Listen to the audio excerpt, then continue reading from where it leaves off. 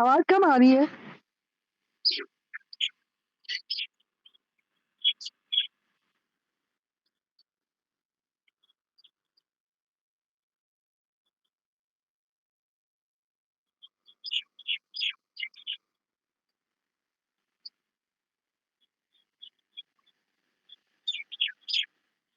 मैं बोल दूँ? मैं बोल दूँ संतोष के सामने? जी, संतोष संतोष। हाँ जी। हाँ, हाँ जी मैम बोलो। न हमारे अब परसों थी गुरु पूर्णिमा का फल था। उस पे हमें गुरु के बगैर कोई भी ज्ञान नहीं मिल सकता। इस भजन में भी यही है। और आजकल के तो गुरु आप सबको पता ही है, पर स्वामी दयानंद जैसा और गुरु बिरजानंद जैसा ना संसार में कोई गुरु हुआ है और ना ही होगा। ओहरे ज्ञान मिले गुरु के मुख से, गुरु मिले सत्संग से, सत्संग मिले प्रेम लगन से, कोई जाने ना। ओहरे ज्ञान मिले गुरु के मुख से, गुरु मिले सत्संग से, सत्संग मिले प्रेम लगन से, कोई जाने ना। हरे ज्ञान मिले मन से बुद्धि परे है, बुद्धि से आत्मा, बुद्धि से आत्मा, तेरी हर सांस में है बसता परमात्मा, बसता परमात्मा। ओ मनवारे तेरी हर सांस में है बसता परमात्मा, ऐसे मन बुद्धि से तुम ब्रह्म जानना। हरे ज्ञान मिले गुरु के मुख से, गुरु मिले सत्संग से, सत्संग मिले प्रेम लगन से, कोई जाने ना। हरे ज्ञान मिले सागर के तट पे खड़ा तू, पानी तू पाए ना, पानी तू पाए ना।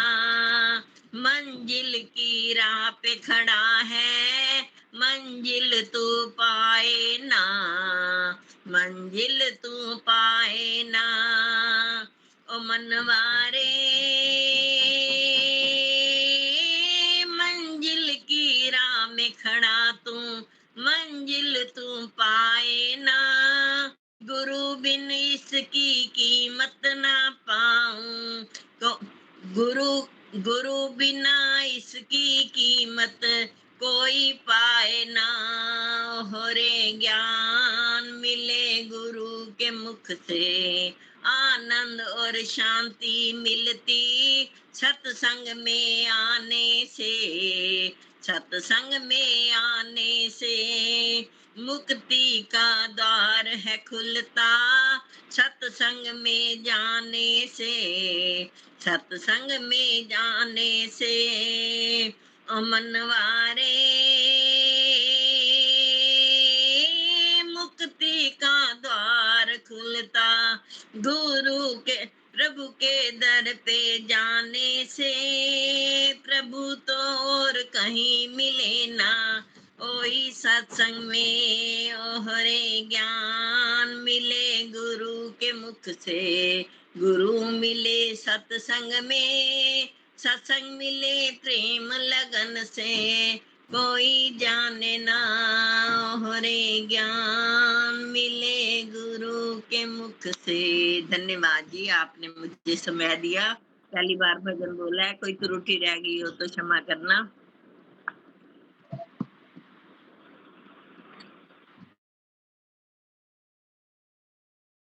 एक भजन इंदु माता जी से छोटा सा करा लीजिए। जी। हाँ, नमस्कार जी। आपको भजन नहीं मिला था मुन्नी जी का? मिला था, आपने भेजा नहीं मुझे। परम पिता को अभी भेज दूंगी। परम पिता को प्रणाम। ऋषि को नमन, मेरी भाई बहनों और माताओं को यथा योग सम्मान। मैं ऋषि के टप्पे बोलूंगी।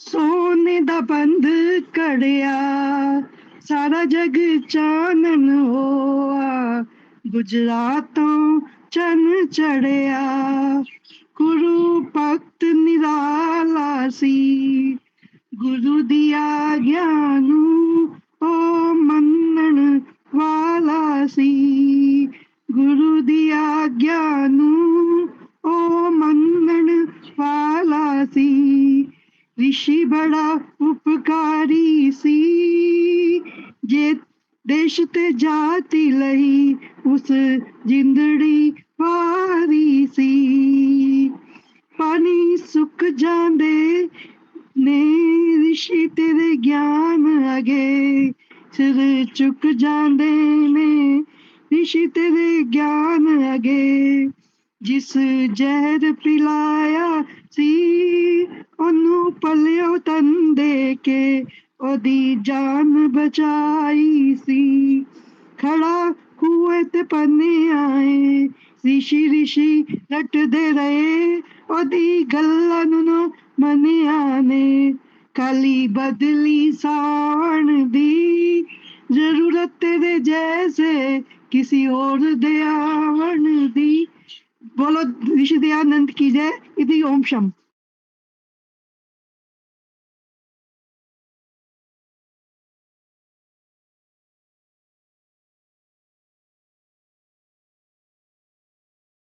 बहुत बहुत धन्यवाद दीपालिका बहन। सभी आर्यजनों को सादर नमस्ते। सबसे पहले तो मुनि जी एब्सेंट हैं, उनके एब्सेंट लगाई जाए। अच्छा, नहीं ठीक है, नहीं, ठीक आ है, गया चलिए हूँ आ प्रेज़ेंट। गया हूँ। अच्छा, रेडियो प्रेज़ेंट, अच्छा दर्शन अवेलेबल योग हैं, ठीक है, महाविद्यालय ठीक में भी अभी पहुंचा, तो आ गया हूँ। बिल्कुल ठीक है, बहुत आपको धन्यवाद। कभी हाँ तो जी, याद किया, मैं तो आ ही जाता हूँ। धन्यवाद।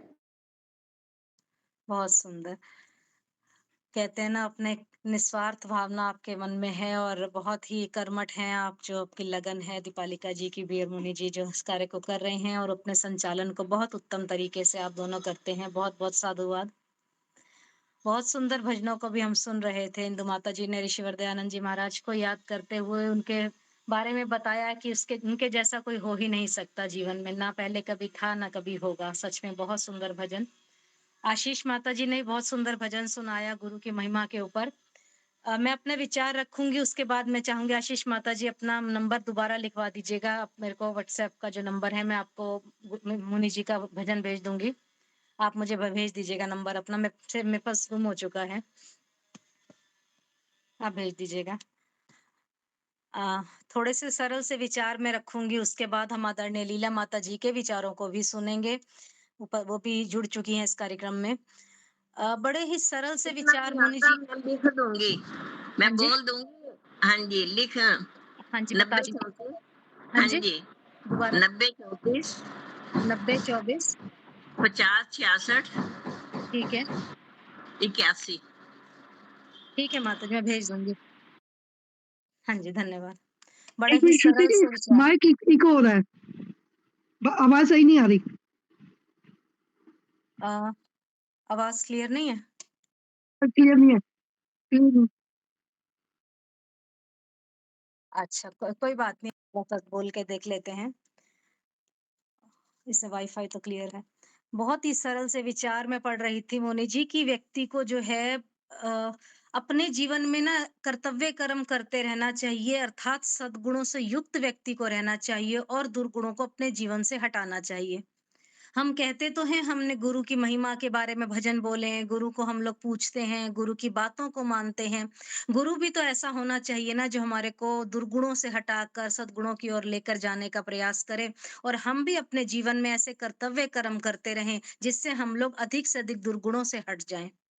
और मनुष्य के जीवन पर यदि हम दृष्टि डालते हैं तो व्यक्ति अनेक प्रकार के कार्य करता है और हर कार्य को करता है ना तो उसमें उसके जीवन के उच्च विचार, उच्च श्रेष्ठ वो जो कर्तव्य हैं उनको भी उसको अपने जीवन में करते रहना चाहिए। अवश्य कर्तव्य भी करते रहने चाहिए। कई कार्य तो कर रहा है व्यक्ति, परंतु क्या है बहुत से ऐसे कार्य हैं जो बिना किसी योजना के व्यक्ति अपनी दिनचर्या में करता रहता है। और उसको इस कार्य को करने की आवश्यकता भी नहीं होती, फिर भी व्यक्ति बिना बात के फालतू के कार्य भी करता रहता है। अब क्या है, फालतू के कुछ ऐसे कार्य व्यक्ति करता है तो ऐसा करने से ना उसके बहुत सारे समय का और संसाधनों का अपव्यय होता है, बहुत नुकसान भी होता है। तो मनुष्य को अपनी दिनचर्या की ना योजना बनानी चाहिए। जैसे कहते हैं ना टाइम टेबल होता है स्कूलों में, इस प्रकार व्यक्ति को भी अपनी दिनचर्या की योजना बनानी चाहिए और उसमें इस बात का ध्यान रखना चाहिए कि उसके जीवन में सत्य होना हो, उसके जीवन में श्रेष्ठ गुणों को धारण कर लेना व्यक्ति, उसके जीवन में कोई दुर्गुण, दुर्व्यसन हो तो उसको दूर करने का प्रतिदिन व्यक्ति को अभ्यास करना चाहिए। ऐसी दिनचर्या हो, सोना, उठना, नहाना, खाना ये तो दिनचर्या हमारी है ही। ईश्वर प्रदत्त हमारे को अपने कार्य करने ही हैं, परंतु हमारी दिनचर्या में श्रेष्ठ गुण होने चाहिए, हमारी दिनचर्या में सत्य बातें होनी चाहिए और हमें अपने जीवन से अधिक अवगुणों को हटाना चाहिए। ऋषिवर दयानंद जी महाराज ने संस्कार विधि में ईश्वर स्तुति प्रार्थना उपासना के 8 मंत्र लिखकर उनका हिंदी में अनुवाद करा और हम पर बहुत उपकार किया है। और वो पहला मंत्र बड़ा ही अच्छा है जो उनका बहुत ही प्रिय है, ओम विश्वानि देव सवितर दुरितानि। इस मंत्र को आप यदि पढ़ते हैं, रोज बोलते भी हैं और उसका अर्थ भी आप सब समझते हैं कि हे सकल जगत को उत्पत्ति करता, ऐश्वर्य युक्त परमेश्वर, सब सुखों के दाता, आप कृपा करके हमारे दुखों, दुर्गुण व दुर्व्यसनों को दूर कर दीजिए और जो कल्याणकारक गुण कर्म स्वभाव पदार्थ हैं वो हम सबको प्रदान कीजिए, प्राप्त कराइए। ये प्रार्थना हम करते हैं।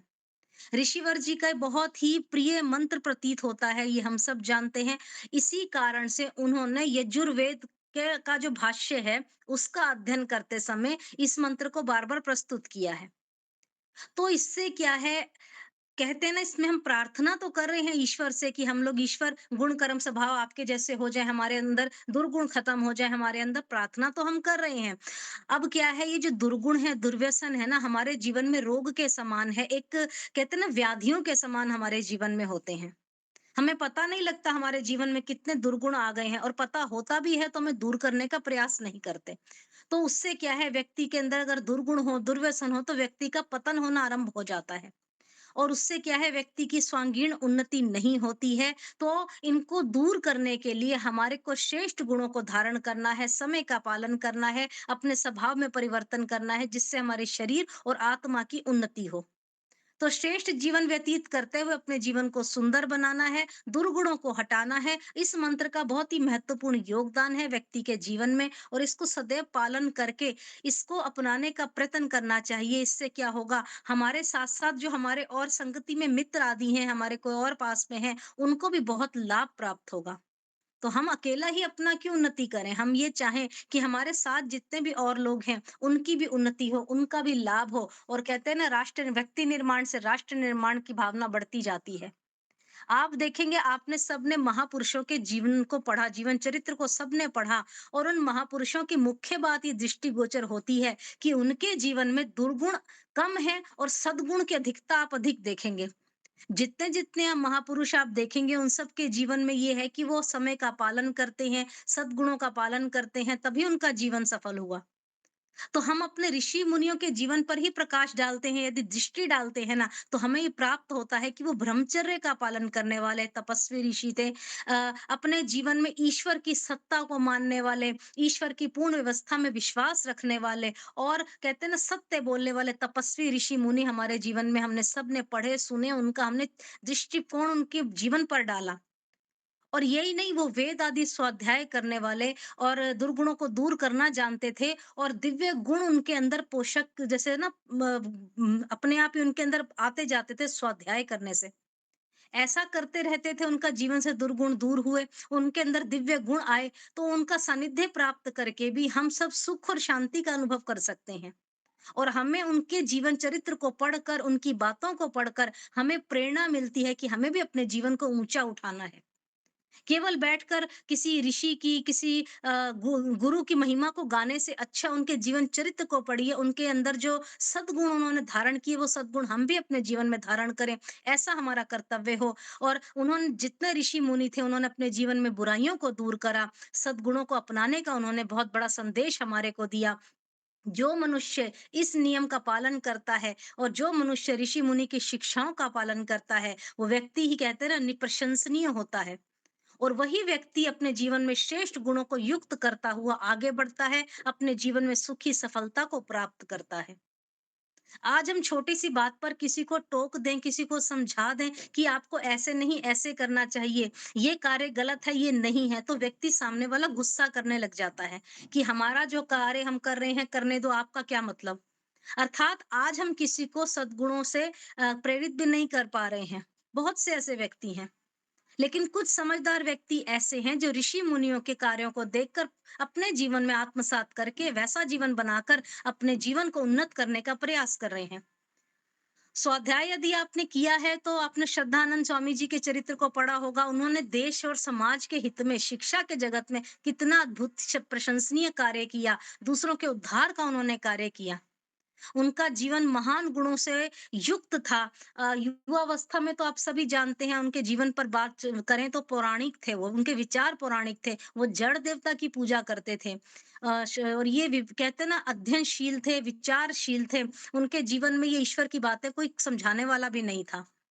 उनका संपर्क ऐसे-ऐसे मित्रों के साथ हो गया जो कैसे ना गलत उनको दुचरित्रता की तरफ ले जा रहे थे। उनके संपर्क में आने के पश्चात वो पौराणिक जगत के दोस्तों के साथ, रिश्तेदारों के साथ ज़्यादा संपर्क में रहे।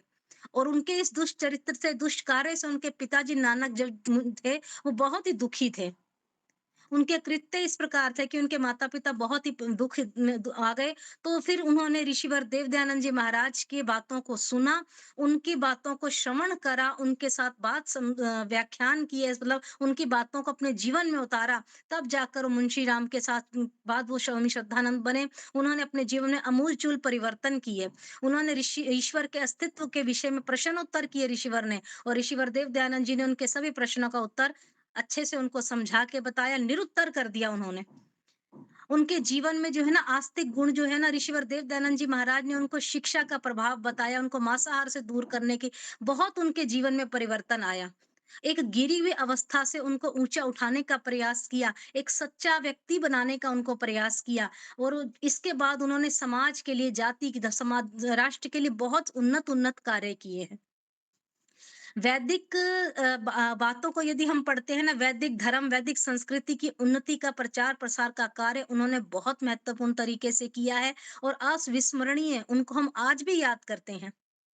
तो अन्य महापुरुषों में भी मुख्यतः इस प्रकार की बुराइयां थी, जिन व्यक्तियों ने, जिन महापुरुषों ने अपने जीवन में बुराइयों को त्याग करके सद्गुणों को धारण किया है, उनके जीवन की भावनाएं हम उनको पढ़ें, उनके विचारों को पढ़ें, तो निष्कर्ष निकलता है कि व्यक्ति को दुर्गुणों को त्याग कर स्वाध्यायशील होना चाहिए, ईश्वर विषयक बातों को सुनना चाहिए, सत्संग से जुड़ना चाहिए, ईश्वर उपासना आदि को करते रहना चाहिए, और दुर्गुणों को दूर करते हुए, वेद विदित कार्य करते हुए, उपासना आदि के साथ जुड़ते हुए अपने आचरण का उत्तम कार्यों के साथ पालन करना चाहिए। ये सब बातें हम जानते हैं कि हमारे को अच्छा बनना है जी, हमारे को उन्नत बनना है, हमें वेदों की बात जानते हैं हम सभी, लेकिन उसके बाद भी अपने अंदर हम बुराइयों को दूर नहीं कर रहे, हम सद्गुणों को नहीं अपना रहे हैं। हम हमें जो ऋषि मुनियों ने एक स्वांगीण उन्नति को हमारे जीवन का ध्यान रखकर गृहस्थियों के लिए जो 5 यज्ञ दिए हैं हमारे को, हम उन 5 यज्ञों का पालन नहीं कर रहे हैं, और हम बातें करते हैं कि हम गुरु की महिमा के, गुरु के साथ जुड़े हुए हैं, हम बातें करते हैं कि हमारा चरित्र अच्छा है, और हम बातें करते हैं कि हम देश राष्ट्र के लिए कुछ करेंगे।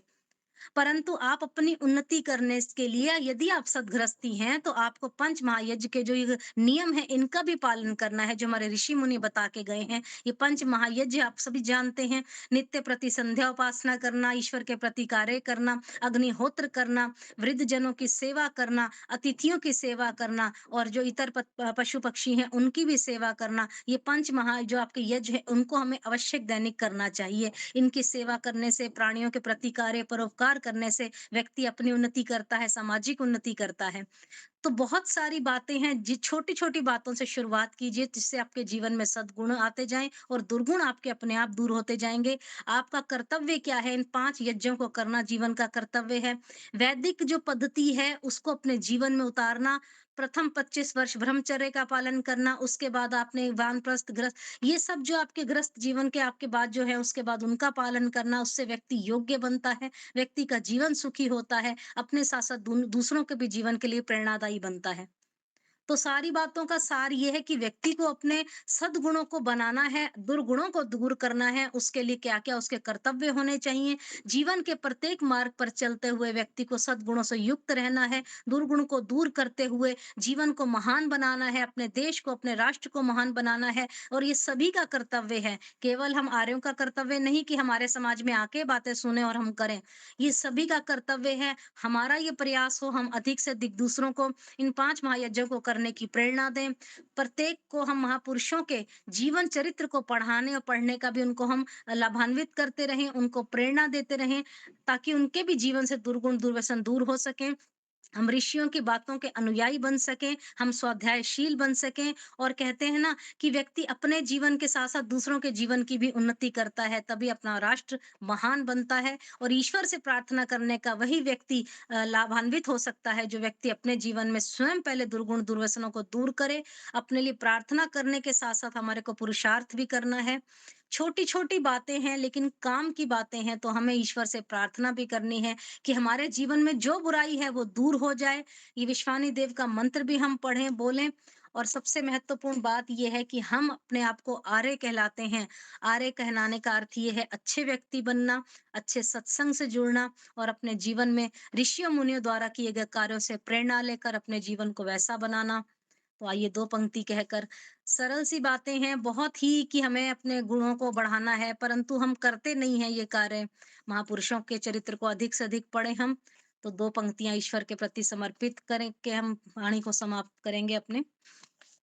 भगवान सारे दुर्गुण दुरितों को दूर कर दो, भगवान सारे दुर्गुण दुरितों को दूर कर दो, सब भद्र भावनाएं मेरे हृदय में भर दो, भगवान सारे दुर्गुण दुरितों को दूर कर दो, भगवान सारे दुर्गुण दुरितों को दूर कर दो। आजकल क्या है चहुँ और अज्ञान अविद्या फैली हुई है। आज भी लोग गलत-गलत गुरुओं के चक्कर में हैं, अपने जीवन का नाश कर रहे हैं। अज्ञान अविद्या के चक्कर में फँस न जाऊँ, अज्ञान अविद्या के चक्कर में फँस न जाऊँ। हे प्रेरक देव मन के अंधेरे मेरे हर दो, हे प्रेरक देव मन के अंधेरे मेरे हर दो, सब भद्र भावनाएं हो, सब भद्र भावनाएं मेरे हृदय में भर दो, भगवान सारे दुर्गुण दुरितों को दूर कर दो। जब विषय वासनाओं की सेना आके रोके, जब विषय वासनाओं की सेना आके रोके, कर दूं परास्त संयम से शक्ति ईश्वर दो, कर दूं परास्त संयम से शक्ति ईश्वर दो, सब भद्र भावनाएं मेरे हृदय में भर दो, भगवान सारे दुर्गुण दुरितों को दूर कर दो। मैं अपनी लाभ हानि को तेरी प्रेरणा से, मैं अपनी लाभ हानि को तेरी प्रेरणा से अच्छी तरह से समझूं, बुद्धि मुझे ईश्वर दो, अच्छी तरह से समझूं, बुद्धि मुझे ईश्वर दो, सब भद्र भावनाएं मेरे हृदय में भर दो, भगवान सारे दुर्गुण दुरितों को दूर कर दो।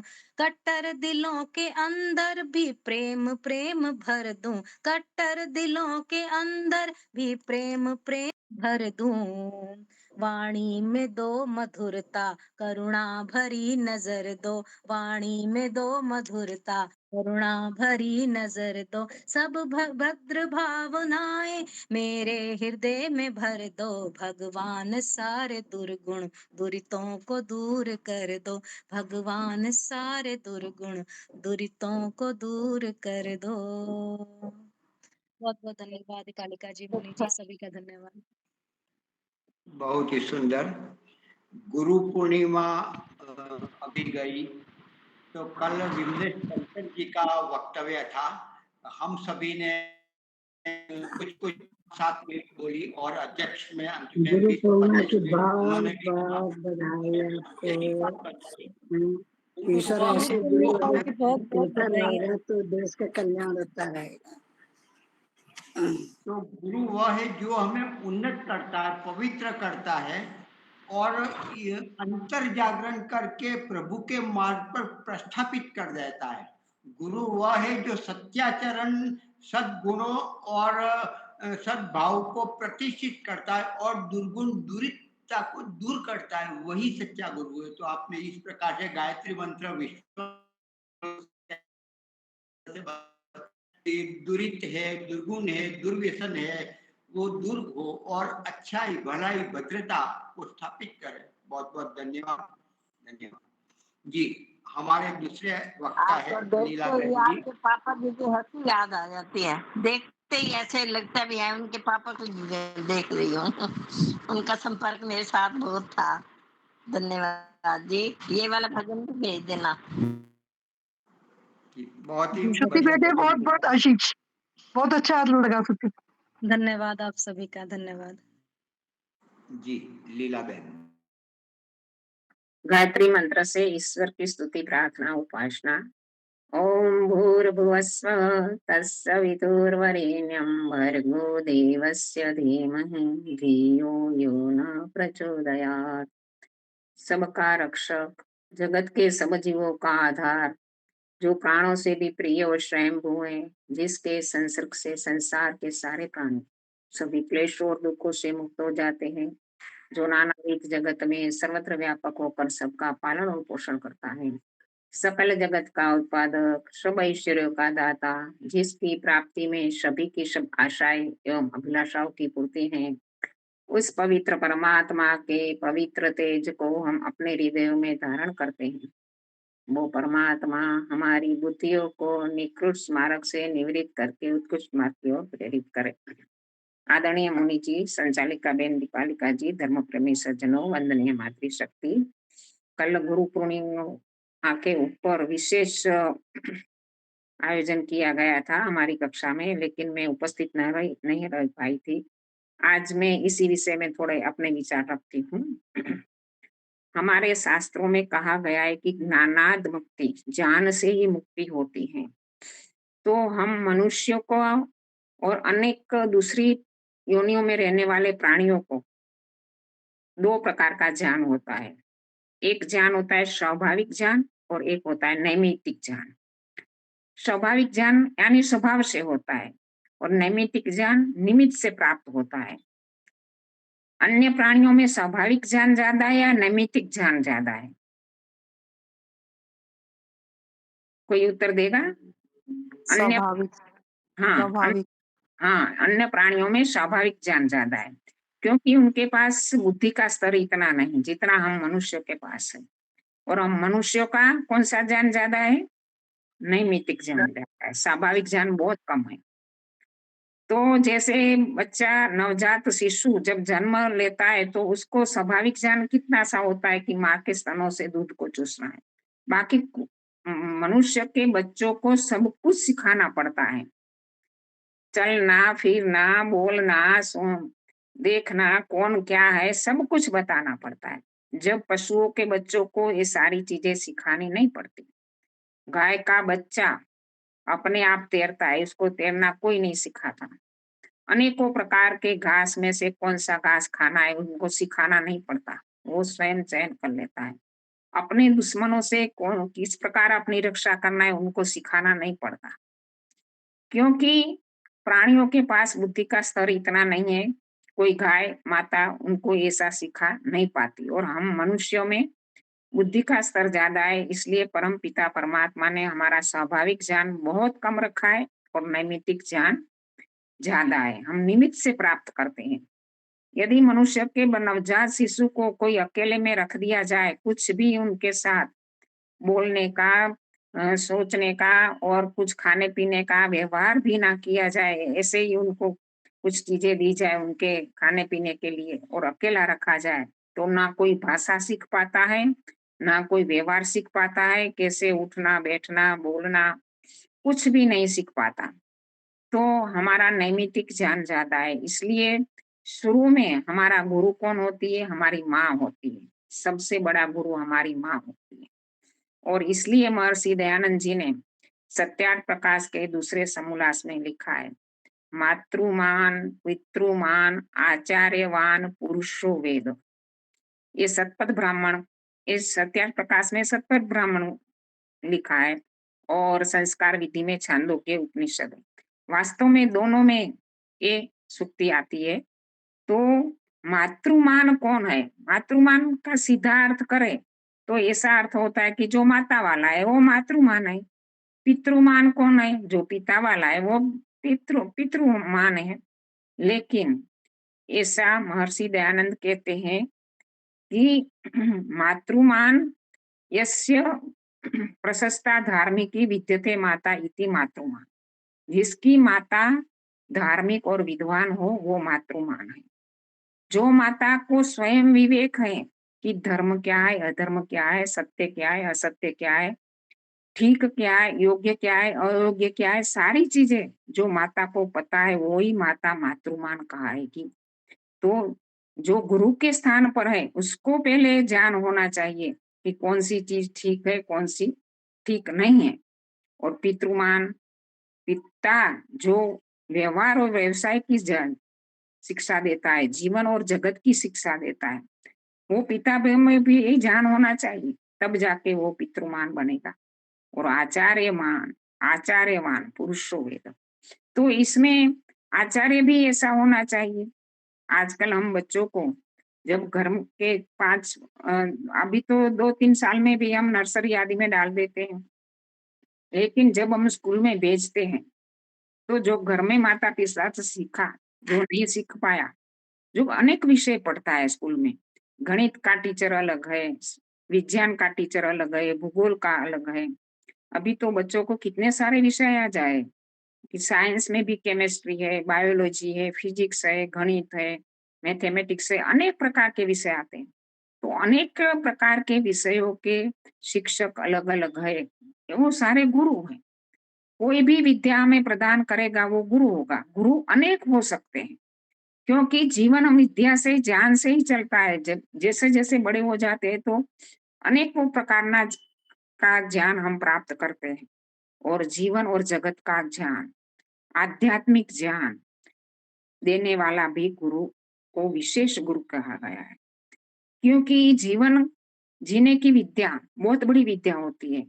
हम कहते हैं कि हमारे शास्त्र क्या है, जैसे रसोई की विद्या के शास्त्र होते, पाक शास्त्र होते, गणित का शास्त्र होता है, ज्योतिष का शास्त्र होता है। इसी प्रकार जीवन की विद्या, जो अध्यात्म विद्या है, जो वास्तविक विद्या है, उसका जो शास्त्र है वो हमारा वेद है, उपनिषद है, दर्शन है, ये सब है। तो इन सब में जो हमें विद्या देने वाला है वो हमारा आचार्य कहा जाएगा। और आचार्य को जैसे हम कहते हैं ना कि गुरुकुल में भी एक आचार्य होता है और जो उपदेश देता है वो उपदेशक भी हमारा आचार्य और गुरु है। तो आजकल तो आर्य समाज पर एक बात तो लगाई जाती है कि आर्य समाज गुरुओं को नहीं मानता।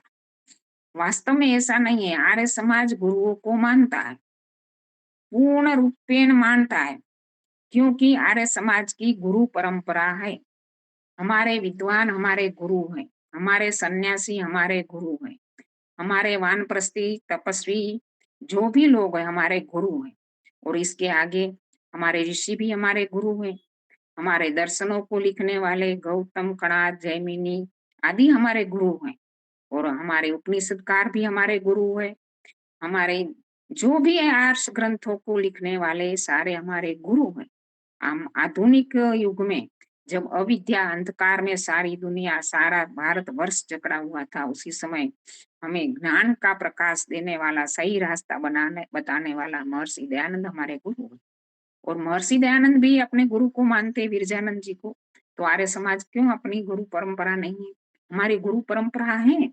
और इन गुरुओं का भी गुरु है ब्रह्मा, ब्रह्मा से भी आगे हैं हमारे गुरु ईश्वर।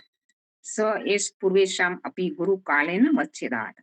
जो गुरुओं का गुरु है, जो काल के बंधन में नहीं आता, जो शरीरधारी गुरु है वो काल के बंधन में आता है।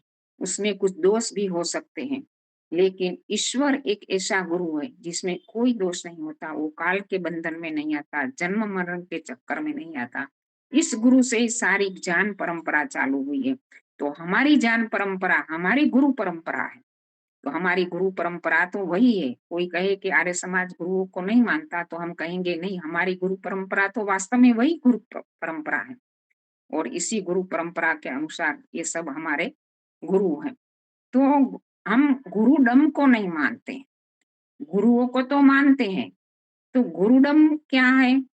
जो गुरु परंपरा जो हमने बताई, वो गुरु परंपरा के अनुसार जो गुरु होता है, जो आचार्य होता है, जैसे आचार्य शब्द ही बता रहा है कि जिसको जो कोई डॉक्टर बनेगा, कोई इंजीनियर बनेगा, कोई चार्टर्ड अकाउंटेंट बनेगा, कोई भी पदवी धारण करेगा, उसमें आचरण का इतना महत्व नहीं है।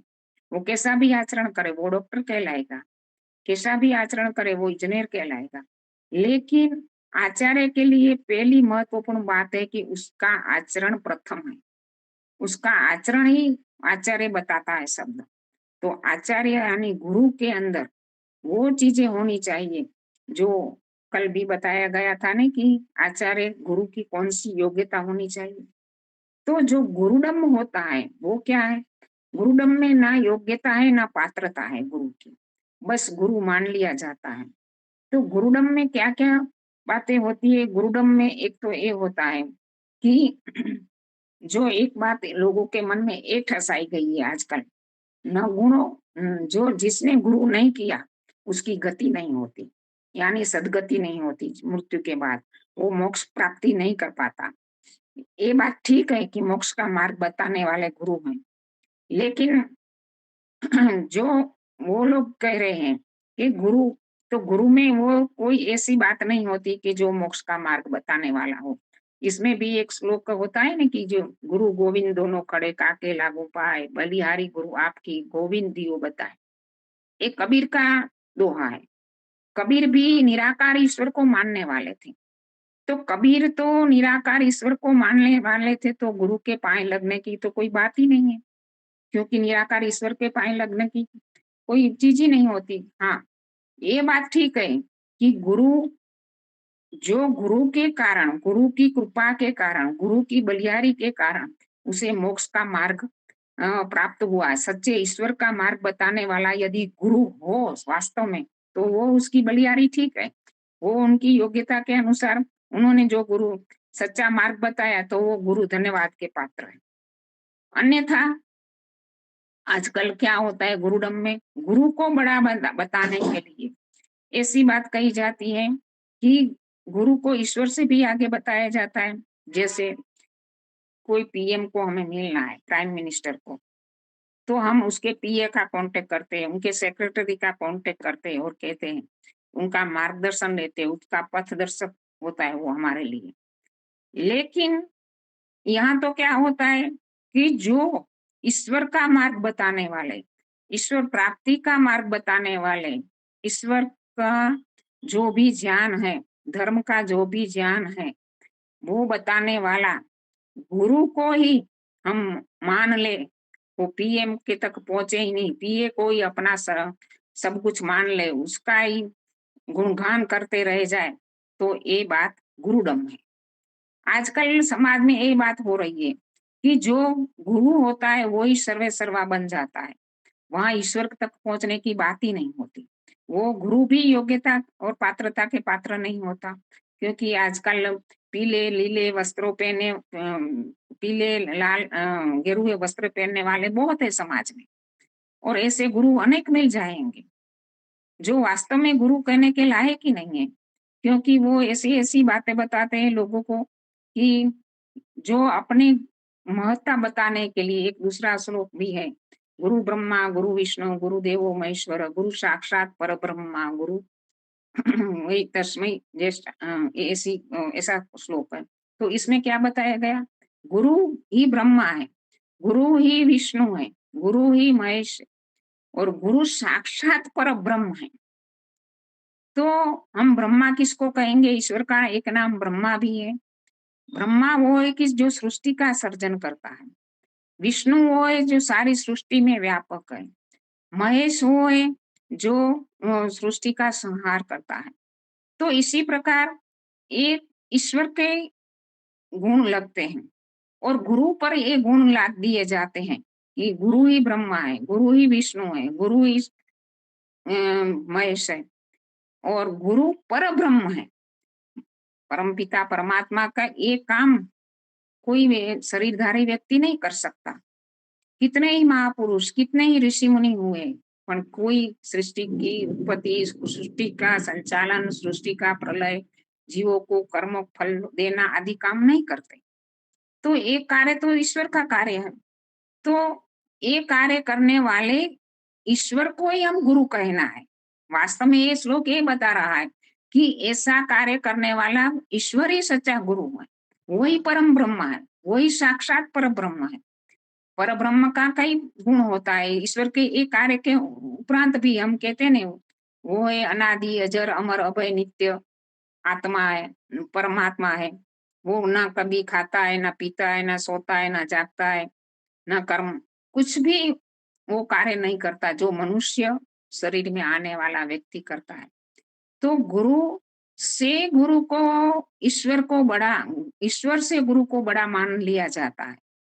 तो वास्तव में गुरु को बनाने वाला, गुरु को ज्ञान देने वाला कौन है?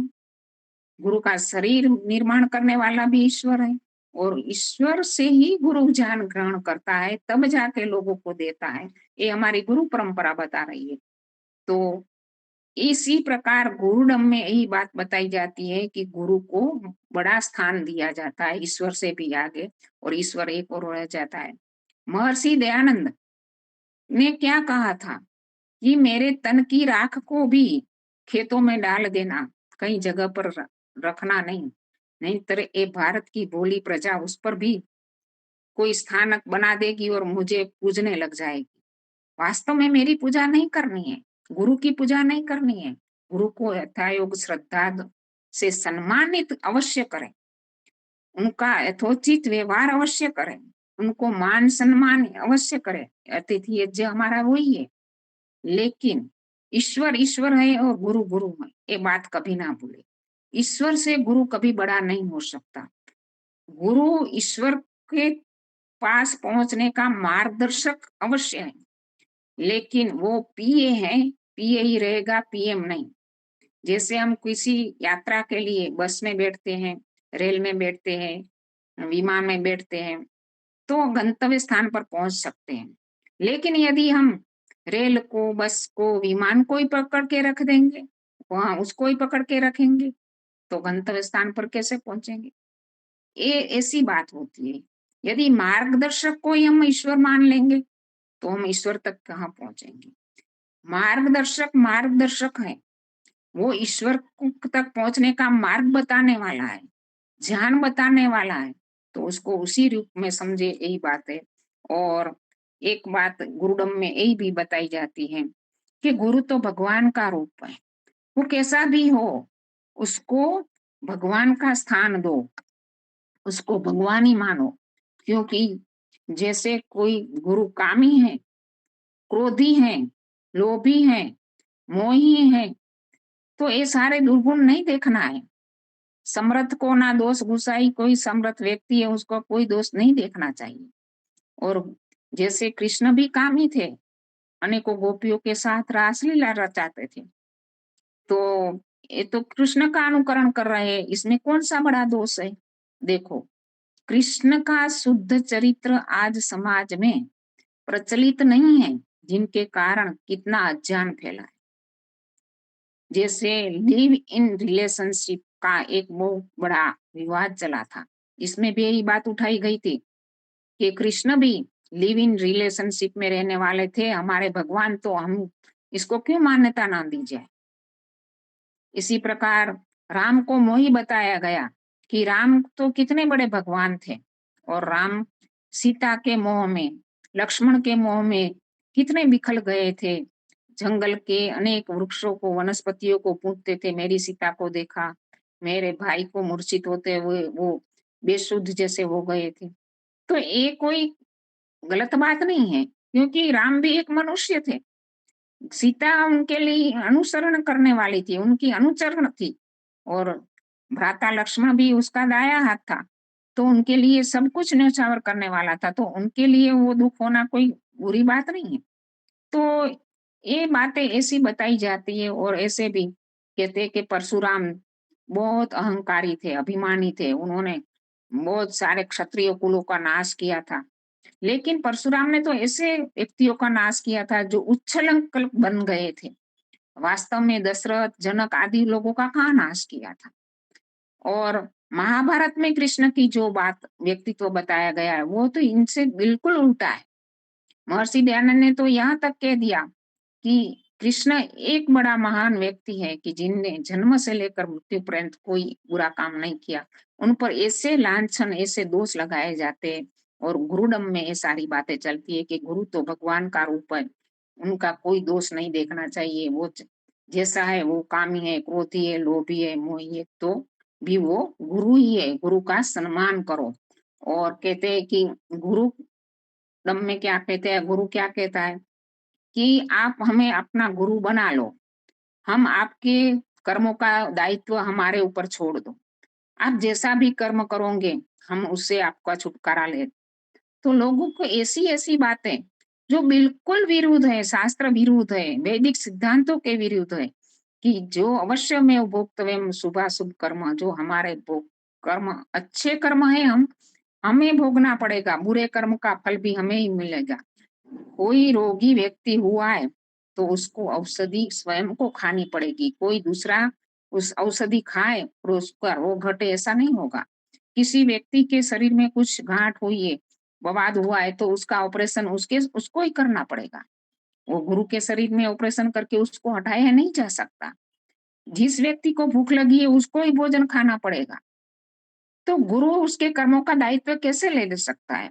बिल्कुल अज्ञान भरी उटपटांग बातों में भोले भाले लोगों को फंसाया जाता है। आंख के अंधे गांठ के पूरे लोग फंस जाते हैं। यहाँ तक फंस जाते हैं कि आपने भी एक फिल्म देखी होगी महाराज करके, वो आई थी, एक बड़े संप्रदाय का पदाभार किया था उसमें। बंबई में एक संप्रदाय में यहाँ तक गुरु को महत्व दिया जाता था, जिसको महाराज कहते थे। वो महाराज के पास क्या किया जाता था कि जो कोई भी सुख हमें भोगना है तो पहले गुरु को अर्पण करना है, चाहे पत्नी का सुख भी क्यों ना हो। तो ऐसी ऐसी परंपराएं एक गुरुडम है।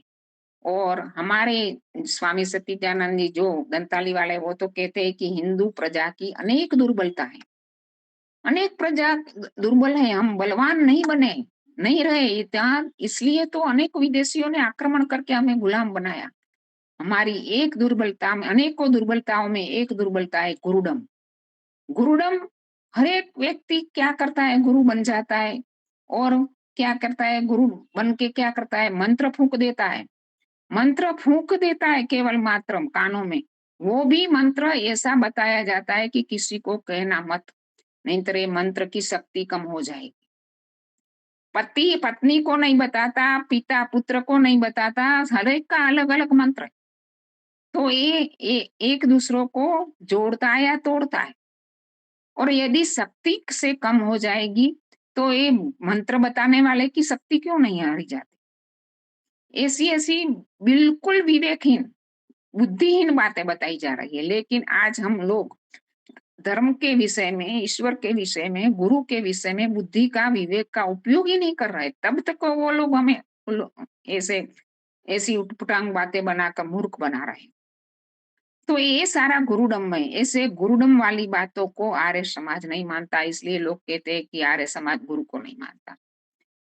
मुझे एक संस्कार कराने जाना हुआ, तो वहां मैं जैसे संस्कार करवाती थी तो इसके बाद बीच में एक बहन ने कहा कि आप आर्य समाजी हैं। मैंने कहा हाँ, क्योंकि वो हमारी जो बातें हम बताते हैं उससे वो पता लगा लेते कि आर्य समाजी लोग ऐसी बातें बताते। तो अंत में उन्होंने क्या कहा कि आर्य समाज तो केवल यज्ञ को मानता है, दूसरा कुछ भी नहीं मानता। मैंने बोला नहीं, ऐसी बात नहीं है, हम ईश्वर को भी मानते हैं, राम को भी मानते हैं, कृष्ण को भी मानते हैं, गुरु को भी मानते हैं, लेकिन हमारी मान्यता इस प्रकार से। आज लोगों में कैसी कैसी भ्रांतियां फैलाई जा रही कि आर्य समाज तो नास्तिक समाज है, वो तो ईश्वर को भी नहीं मानता, मूर्तियों को भी नहीं मानता, मंदिरों में भी नहीं जाता, गुरुओं को भी नहीं मानता। लेकिन वास्तव में सच्चा स्वरूप क्या है, यही बात बताने की आज समाज में बहुत जरूरत है। और गुरुडमवाद में तो कितने बातें ऐसी बताई जाती है कि सारे रिश्ते झूठे, पिता पुत्र का, पति पत्नी का सारा रिश्ता झूठा है, एक गुरु का रिश्ता ही सच्चा है। और गुरु के रिश्ते के लिए पत्नी ना पति की बात मानती है, पुत्र ना पिता की बात मानता है, इसमें कहाँ संगठन बनेगा। और विवाह संस्कार के समय एक दूसरे से प्रतिज्ञा करते हैं कि हमारे हृदय जल के समान मिले हो, हमारे विचार एक हो। और एक गुरुडमवाद तो विघटनकारी काम करता है, विघटन कर देता है।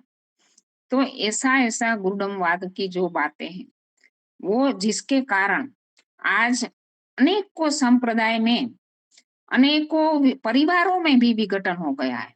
हर एक नगर में वो गुरु को सम्मान देना चाहिए, उनसे ज्ञान ग्रहण करना चाहिए वो, लेकिन गुरु की योग्यता भी देखनी चाहिए, उसकी पात्रता भी देखनी चाहिए। जैसे उपनयन संस्कार के समय हम एक विधि आती है, इसमें क्या किया जाता है, गुरु के चारों ओर प्रदक्षिणा की जाती है। प्रदक्षिणा करने का मतलब ये है कि गुरु को चारों ओर से देखो, उसमें कोई दोष तो नहीं है। गुरु करो जानकर, पानी पियो छान कर, ऐसा बताया गया गांवों की भाषा में। गुरु करो, अवश्य गुरु होना चाहिए, हमारा मार्गदर्शक होना चाहिए, लेकिन वो कैसा होना चाहिए हमें देखना होगा।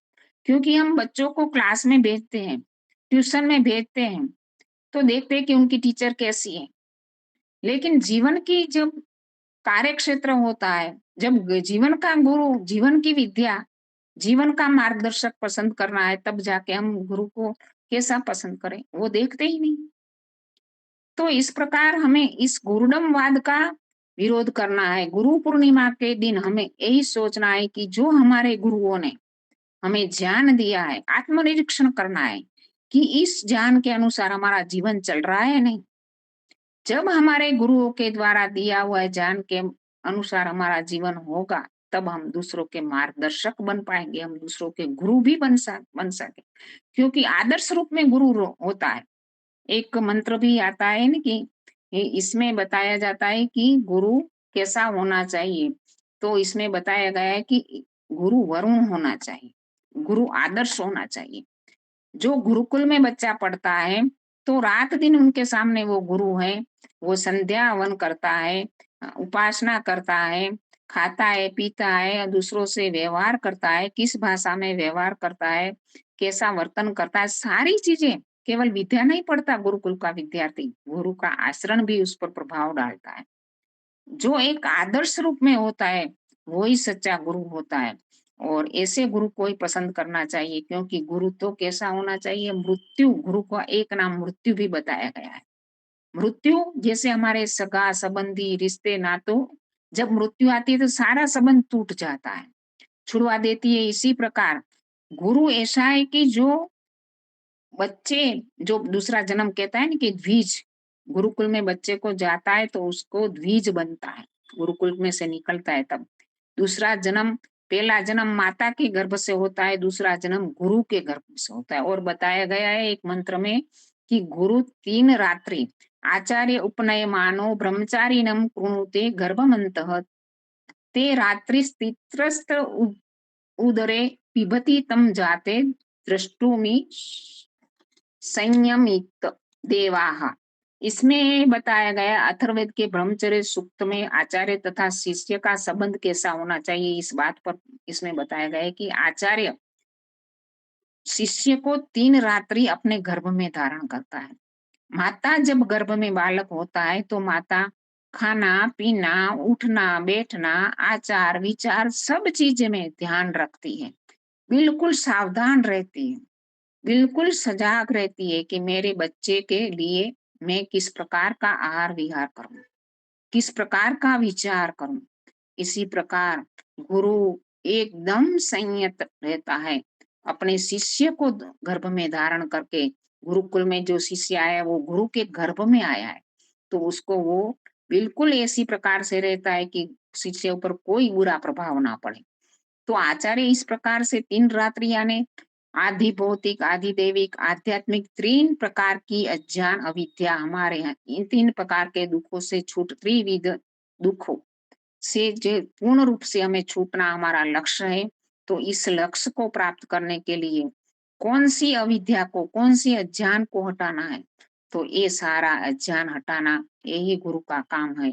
तो गुरु के द्वारा जो जन्म होता है वो द्विज बनता है, वो श्रेष्ठ होता है, क्योंकि माता पिता का जो भी ज्ञान है, जो भी कुछ योग्यता है, वो थोड़ी आचार्य से कम होती है, क्योंकि माता पिता इतना नहीं कर पाते जो व्यवहार और व्यवसाय में संलग्न है।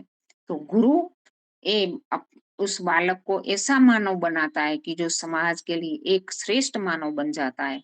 तो इस प्रकार गुरु तो ऐसा होना चाहिए कि जो हमारा मार्गदर्शक है, हमारा पथदर्शक है, वो हमें इस प्रकार का ज्ञान दे कि जिसके संसर्ग पर उनके पास जाते ही हमारे मन में एक प्रकार की उनकी आभा से हम आकृष्ट हो जाए और उनके पास जाने का हमारा मन बने, उनसे छोड़ना नहीं चाहे। और इसका प्रभाव ऐसा होना चाहिए कि हम शिष्यों पर जो ज्ञान प्राप्त करने वाले हैं उन पर वो ज्ञान उसके अंदर संयत हो जाए। तो इसी प्रकार मैंने गुरु के विषय में, और आज की जो 2 दिन पहले गुरु पूर्णिमा थी, तो हमें आर्यों को गुरु पूर्णिमा को किस प्रकार से इस पर विचार विमर्श करना है, इसके विषय में थोड़ा सा अपने विचार रखे। इति ओम शांति। सबको बहुत सुंदर आपने गुरु की महिमा बताई। मैं भी यह गुरुकुल में आया हूँ, रोजर दर्शन योग महाविद्यालय में, अभी वानप्रस्थ में खड़ा हूँ।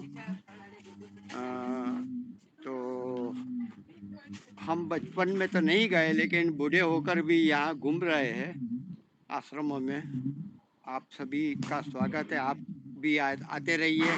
लीलाबेन जी आप आते ही है, और बहुत सारे आते होंगे, लेकिन आप ऐसे वास्तव में आप देखोगे कि ब्रह्मचर्य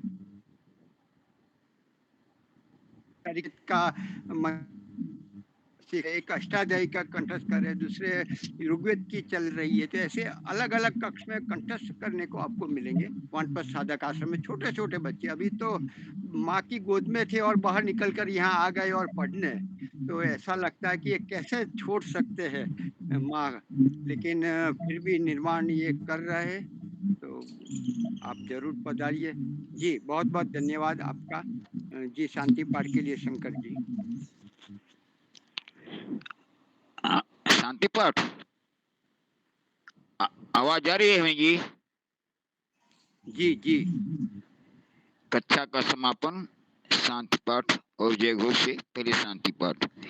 ओम ध्यो शांति अंतरिक्षम शांति पृथ्वी शांतिरापः शांतिरोषधयः शांतिर्वनस्पतयः शांतिर्विश्वे देवा शांतिर्ब्रह्म शांति सर्वं शांति शांतिरेव शांति सामा शांतिरेधि। ओम शांति ही शांति ही शांति ही। जय घोष। जो बोले सो अभय। सत्य सनातन धर्म की जय हो। मर्यादा पुरुषोत्तम भगवान